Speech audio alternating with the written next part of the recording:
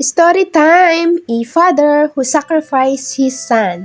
At a Sunday evening church service, the pastor introduced a guest minister to his congregation to share whatever was in his heart that evening. The elderly guest stepped to the pulpit and began to speak. A father, his son, and a friend of his son were sailing off the Pacific coast when a fast approaching storm blocked any attempt to get back to shore. The waves were so high that even though the father was an experienced sailor, he could not keep the boat all right, and the three were swept in the ocean as the boat capsized. The old man hesitated for a moment, making eye contact with two teenagers who seemed interested in the story. He continued, grabbing a rescue line. The father had to make the most excruciating decision of his life. To which boy would be through the other end of the lifeline? He had only seconds to make his decision. The father knew that his son was a Christian, and he also knew that son's friend was not. The agony of his decision could not be matched by the torrent of the waves. As the father yelled out, "I love you, son!" he threw out the lifeline to his son's friend.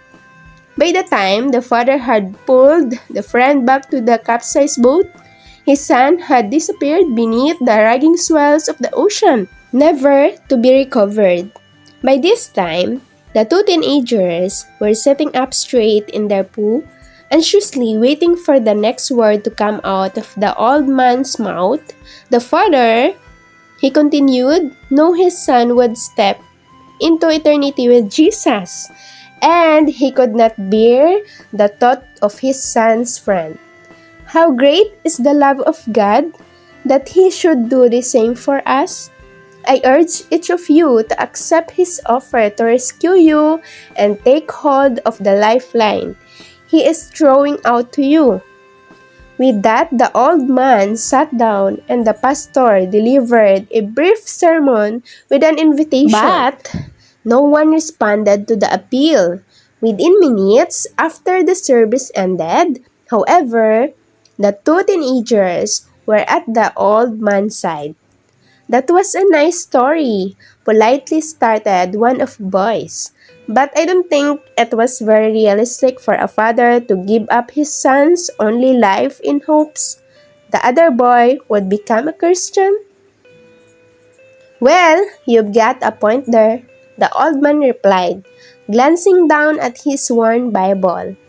A big smile broadened his narrow face, and he once again looked at the boys and said, "It sure isn't very realistic, is it?